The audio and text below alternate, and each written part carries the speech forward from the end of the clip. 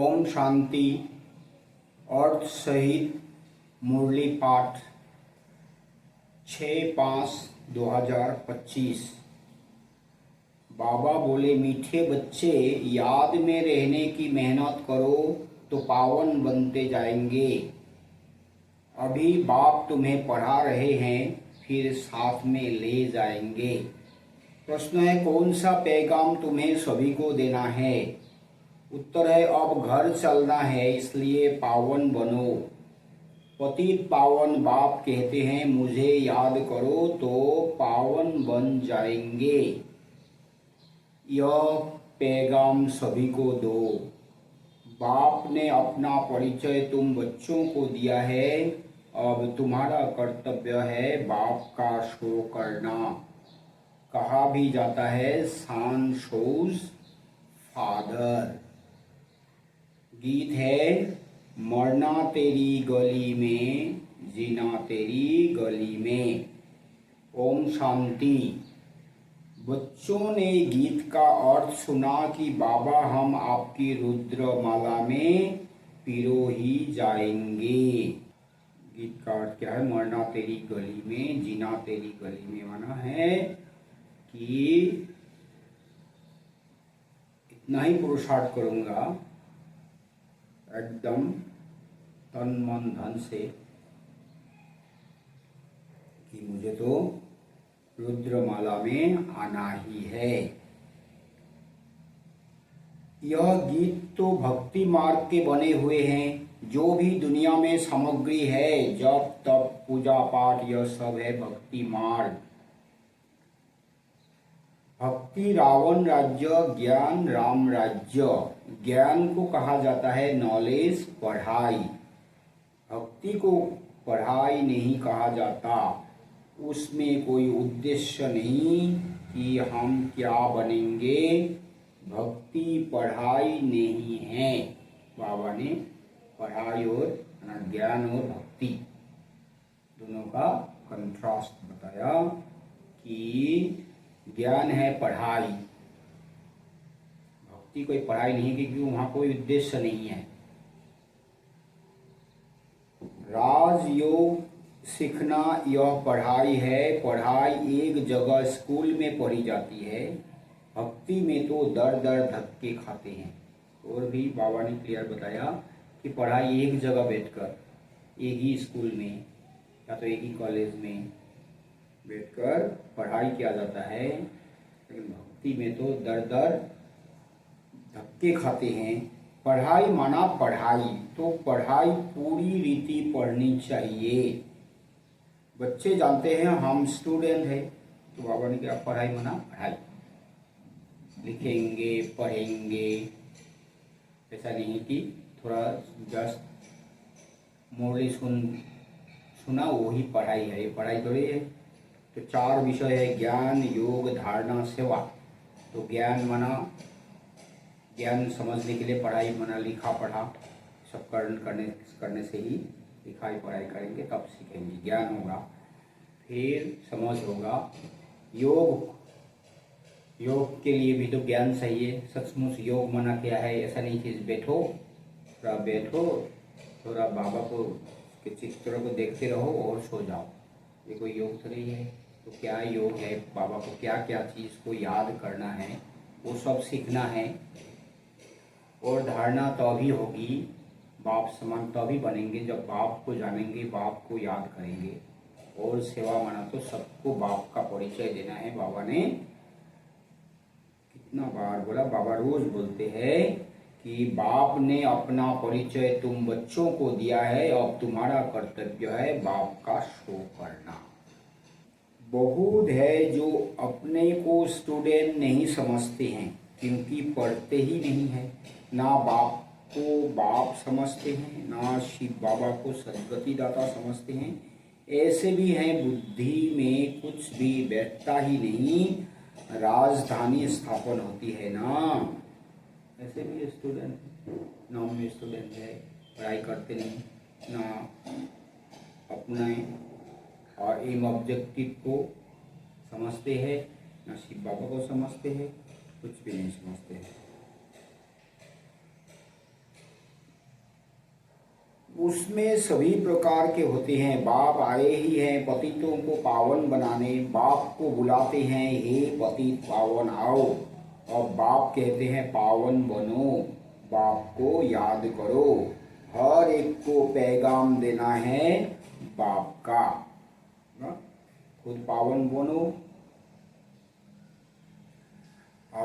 फिर बाप को याद करो, और हर एक को पैगाम देना है बाप का। मना पैगाम मना क्या है कि बाबा का सही परिचय देना है, उनका रूप गुण नाम धाम काम काल, फिर वो बाप है, दो बाप है, सर्वव्यापी नहीं है, परम धाम में रहते हैं, 5000 साल पहले आए थे, अभी फिर से आए हैं, ऐसे इसको ही समझना बोलते हैं पैगाम देना है।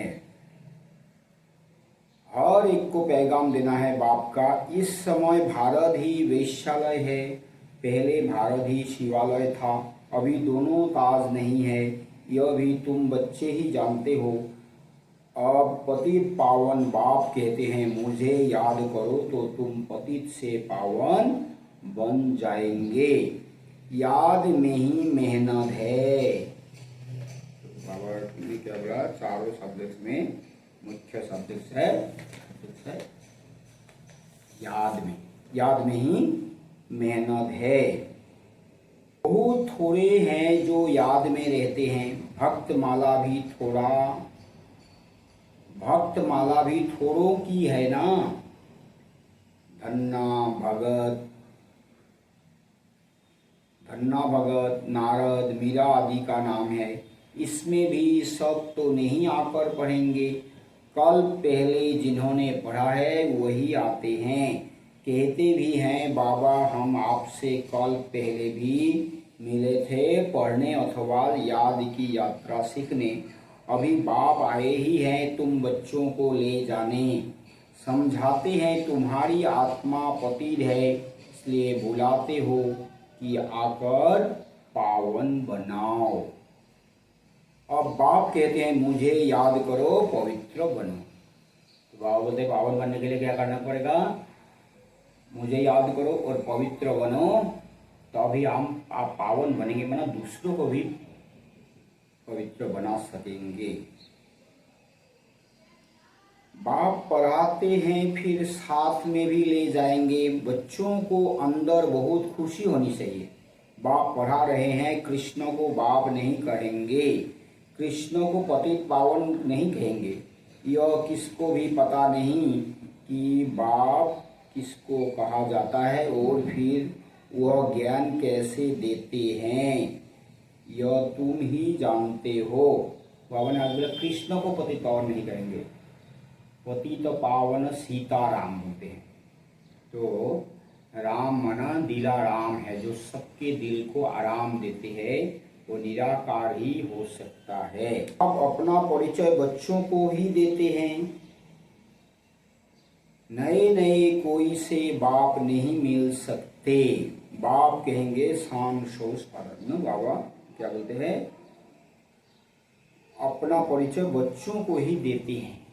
जो बच्चा बना है बाबा पर निश्चय है, तो जो समझा है बाबा को, बाबा के सामने बैठे है, बाबा फिर से ये मुरली में क्या है, असल में बाबा अपना परिचय देते हैं, तो अपने बच्चों को देते हैं, लेकिन नए को बाप से मिलने का वो नियम नहीं है। बाप कहेंगे सन शोज फादर, बच्चे ही बाप का शो करेंगे, बाप को कोई से भी मिलने बात करने का नहीं है। और इतना समय बाबा नए से मिलते रहते हैं। ड्रामा में था, ढेर आते थे, मिलिट्री वालों के लिए भी बाबा ने समझाया है, उनका उद्धार करना है, उनको भी धंधा तो करना ही है, नहीं तो दुश्मन वार कर लेंगे। सिर्फ बाप को याद करना है, गीता में है, जो युद्ध के मैदान में शरीर छोड़ेंगे वह स्वर्ग में जाएंगे। तो मिलिट्री वालों के लिए थोड़ा तो छूट है, खान पान के लिए बहुत सारे में बाबा बोलते हैं कि फिर भी तो उनको भी बाबा को याद करना है।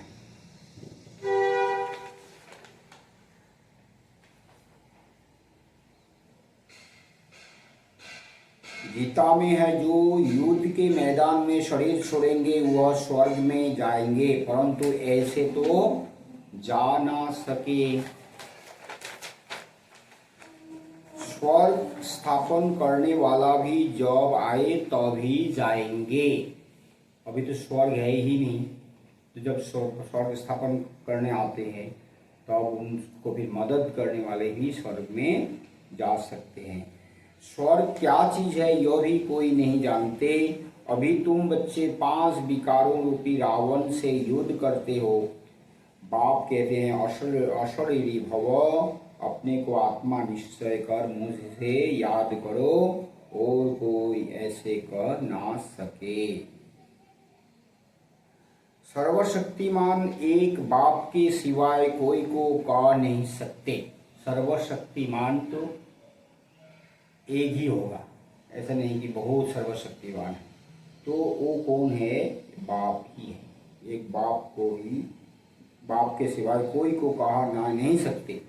ब्रह्मा विष्णु शंकर को श्री नहीं कह सकते। ऑलमाइटी एक ही बाप है। तो सर्वश्रेष्ठ सर्वशक्तिवान ऑलमाइटी एक ही बाप है। वर्ल्ड ऑलमाइटी अथॉरिटी, ज्ञान का सागर, एक बाप को ही कहा जाता है। यह जो साधु संत आदि है वह है शास्त्रों की अथॉरिटी। भक्ति की भी अथॉरिटी नहीं कहेंगे, शास्त्रों की अथॉरिटी है। उन्हों का सारा मदार शास्त्रों पर है।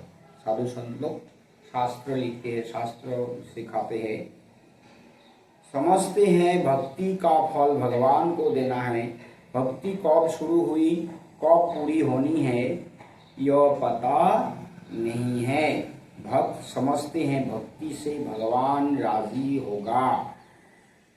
भगवान से मिलने की इच्छा रहती है, परंतु वह किसकी भक्ति से राजी होगा।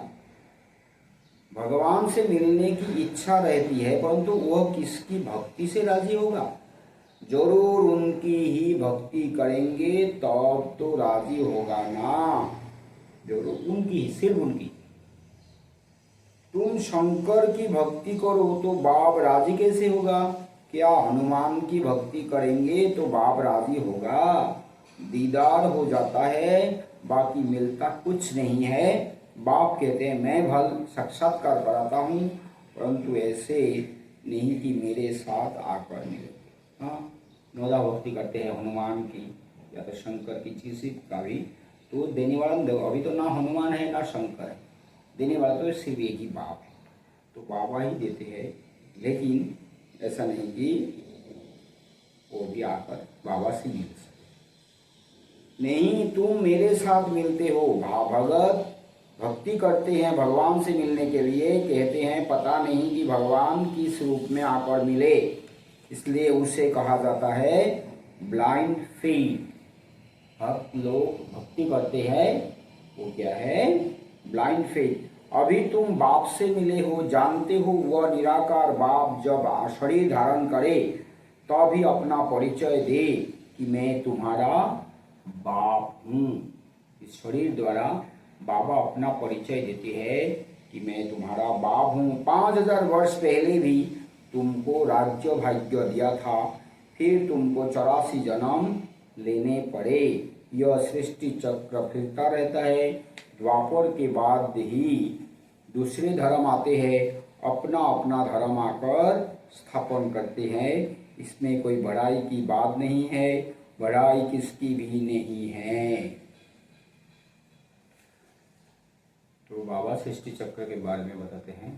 पहले बाबा आते हैं, फिर द्वापर से दूसरे धर्म वाले आते हैं। ब्रह्मा की बड़ाई तब है जब बाप आकर प्रवेश करते हैं, नहीं तो यह धंधा करता था। इनको भी थोड़े ही पता था मेरे में भगवान आएंगे।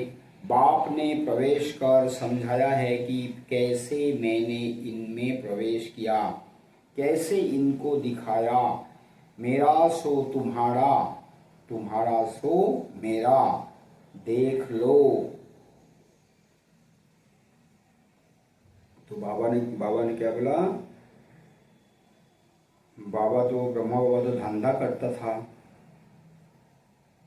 तो उनको पता ही नहीं था भगवान कैसे आएगा। बाप ने प्रवेश कर समझाया है कि कैसे मैंने इनमें प्रवेश किया। बाबा ने ब्रह्मा बाबा में तब प्रवेश करके ब्रह्मा बाबा के मुख से ज्ञान से समझाया, कैसे इनको दिखाया, मेरा सो तुम्हारा, तुम्हारा सो मेरा, देख लो तुम मेरे मददगार बनते हो अपने तन मन धन से, तो उनकी एवज में तुमको यह मिलेगा, विश्व की बादशाही मिलेगा, माना तुम स्वर्ग में महाराजा बनेंगे।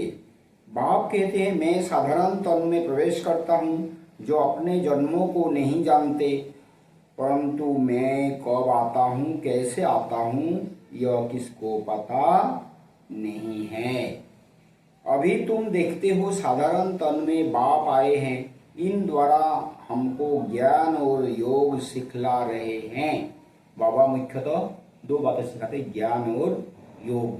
तो ज्ञान माना बाबा का परिचय और योग माना बाबा को कैसे याद करना है। ज्ञान तो बहुत सहज है, नरक का फाटक बंद हो, स्वर्ग का फाटक कैसे खुलता है यह भी तुम जानते हो। द्वापर में रावण राज्य शुरू होता है, अर्थात नरक का द्वार खुलता है, नई और पुरानी दुनिया को आधा आधा में रखा जाता है। तो अब बाप कहते हैं मैं तुम बच्चों को पतित से पावन होने की युक्ति बताता हूँ, बाप को याद करो तो जन्म जन्मांतर के पाप नाश हो जाए। तो बाबा पतित से पावन बनाने की युक्ति क्या है, क्या बताते हैं, बाबा को सही रीति याद करना है। बाबा को याद करेंगे तो फिर पतित से पावन बनेंगे। इस जन्म के पाप भी बताने हैं, याद तो रहते हैं ना, क्या पाप किए हैं, क्या क्या दान पुण्य किए हैं, इसको अपने छोटेपन का पता है ना। श्री कृष्ण का ही नाम है सांवरा और गोरा, श्याम सुंदर, इनका अर्थ कभी कोई की बुद्धि में नहीं आएगा। नाम श्याम सुंदर है तो चित्र में काला बना दिया है। रघुनाथ के मंदिर में देखेंगे वहाँ भी काला, हनुमान का मंदिर देखो तो सबको काला बना देते हैं। यह है ही पतित दुनिया। अभी तुम बच्चों को ओना मना फिकर है कि हम सावरे से सुंदर बने, उसके लिए तुम बाप की याद में रहते हो। बाप कहते हैं यह अंतिम जन्म है, मुझे याद करो तो पाप भस्म होंगे। जानते हैं बाप आए हैं ले जाने, तो जरूर शरीर यहाँ छोड़ेंगे, शरीर सहित थोड़े ही ले जाएंगे। पतित आत्माएं भी जा ना सके, जरूर बाप पावन बनने की युक्ति बताएंगे। तो कहते हैं मुझे याद करो तो विक्रम विनाश हो। तो बाबा पतित पावन हमको ले जाने आए हैं, तो शरीर सहित लेके नहीं जाएंगे, आत्मा को लेके जाएंगे। तो आत्मा भी पाप आत्मा को लेके नहीं जाएंगे, पाप आत्मा को पावन बनाएंगे, पतित को पावन बनाएंगे। तो उसका युक्ति बताते हैं कि मुझे याद करो तो पाप भस्म होंगे, पवित्र बनेंगे। भक्ति मार्ग में है अंधश्रद्धा, शिव काशी कहते हैं, फिर कहते हैं शिव ने गंगा लाई, भागीरथ से गंगा निकली, अब पानी माथे से कैसे निकलेगा। भागीरथ कोई ऊपर पहाड़ पर बैठा है क्या, जिसकी जटाओं से गंगा आएगी। पानी जो बरसता है सागर से खींचते हैं, जो सारी दुनिया में पानी जाता है। नदियां तो सब तरफ है, पहाड़ों पर बर्फ जम जाती है, वह भी पानी आता रहता है। पहाड़ों के अंदर गुफाओं में जो पानी रहता है वह फिर कुआं में आता जाता रहता है, वह भी बरसात के आधार पर है। बरसात ना पड़े तो कुएं भी सूख जाते हैं ना। अरे बरसात से, नदी से कहाँ कहाँ से पानी मिलते हैं। असल में तो पानी सागर से ही मिलता है। सागर से जो ऊपर चले जाते हैं, फिर ऊपर से बारिश होती है तभी पानी मिलती है। कहते भी हैं बाबा हमको पावन बनाकर स्वर्ग में ले जाओ। आज ही स्वर्ग कृष्णपुरी की है, विष्णुपुरी का किसको पता नहीं है। श्री कृष्ण के मुरीद कहेंगे जहाँ देखो कृष्ण ही कृष्ण है। अरे जबकि परमात्मा सर्वव्यापी है तो क्यों नहीं कहते जिधर देखो परमात्मा ही परमात्मा है। परमात्मा के मुरीद फिर ऐसे कहते यह सब उनके ही रूप है, वही यह सारी लीला कर रहे हैं। भगवान ने रूप धरे हैं लीला करने के लिए, तो जरूर अभी लीला करेंगे ना। परमात्मा की दुनिया स्वर्ग में देखो, वहाँ गंध की कोई बात नहीं होती। यहाँ तो गंध ही गंध है, और फिर यहाँ कह देते परमात्मा सर्वव्यापी है। तो यहाँ तो गंध ही गंध पड़ी है, तो यहाँ फिर सर्वव्यापी परमात्मा कैसे हो सकता है। परमात्मा तो गंदगी को साफ करने वाले। परमात्मा ही सुख देते हैं। बच्चा आया सुख हुआ, मरा तो दुख होगा। अरे भगवान ने तुमको चीज दी फिर ली, तो इसमें तुमको रोने की क्या दरकार है।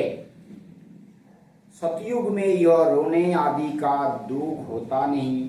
मोहजिद राजा का दृष्टांत दिखाया है। यह सब हैं झूठे दृष्टांत, उनमें कोई सार नहीं है। सतयुग में ऋषि मुनि होते नहीं, और यहाँ भी ऐसी बात हो नहीं सकती। ऐसा कोई मोहजिद राजा हो नहीं सकता। मोहजिद राजा के बारे में बताते हैं, तो एक व्यक्ति उनको टेस्ट करने के लिए राजा का बेटा का कपड़ा लेकर उसमें खून मिलाकर राजा परिवार में सबको बताया कि इसने मर गया।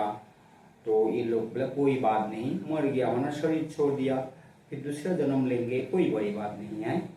तो ऐसे ये सब का मोहजिद राजा ऐसे बोला है, कोई मोहजिद राजा हो नहीं सकता। भगवान उवाच यादव कौरव पांडव क्या करत भय। तुम्हारा बाप से योग है। बाप कहते हैं मैं तुम बच्चों द्वारा भारत को स्वर्ग बनाता हूँ। अब जो पवित्र बनते हैं वह पवित्र दुनिया के मालिक बनेंगे। बाबा बोलते इतने जान में कोई कौरव यादव पांडव ये सब जानकर क्या फायदा है। अब तुमको तो बाप को याद करना है, तो बाप को याद कर पवित्र बनेंगे, तब पवित्र दुनिया के मालिक बनेंगे। कोई भी मिले उनको यह बोलो भगवान कहते हैं माम एकम याद करो ना। उनको बाबा का परिचय देके बोलना है। बाबा बोलते हैं माम एकम याद करो, मेरे से प्रीत लगाओ और कोई को याद ना करो। यह है अव्यभिचारी याद। यहाँ कोई जल आदि नहीं चढ़ाना है। भक्ति मार्ग में यह धंधा आदि करते याद करते थे ना। गुरु लोग भी कहते हैं मुझे याद करो, अपने पति को याद नहीं करो। तुम बच्चों को कितनी बातें समझाते हैं। मूल बात है कि सभी को पैगाम दो। बाबा कहते हैं माम एकम याद करो। कितनी बातें समझाते हैं, लेकिन बाबा बोलते मूल बात है सबको बाबा का पैगाम देना है, माना परिचय देना है। दो बाप का परिचय सबको देना है।